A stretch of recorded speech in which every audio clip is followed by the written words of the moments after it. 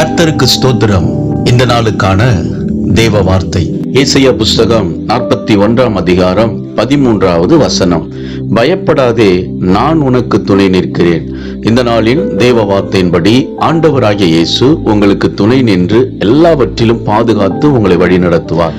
தானியேல் புஸ்தகத்துல வாசிக்கிறோம், Shadrach, Meshach, Abednego இவர்களை பற்றி வாசிக்கும் பொழுது, இவர்கள் பாபிலோனிய மன்னன் நேபுகாத் நேச்சர் உண்டாக்கின பொற்சிலையை வணங்காததனால் இவர்களை அக்கினி சூளையிலே போடப்படுகிறார்கள்.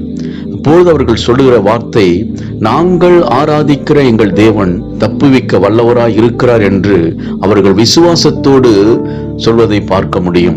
அவர்களை அக்கினி சூளையிலே போடப்பட்ட பொழுது 4வது நபராக ஆண்டவராகிய இயேசு அவர்களோடு அக்கினி சூளையிலே உலாவினார்.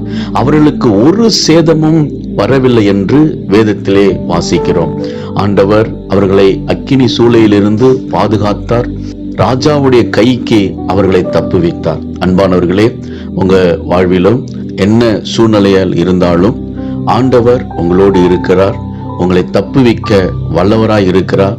உங்களை பாதுகாத்து வழிநடத்துகிற வல்லமையுள்ள தெய்வம் ஆண்டவராகிய இயேசு உங்களோடு இருக்கிறார். விசுவாசியுங்கள், மகிழ்ந்து களி கூறுங்கள்.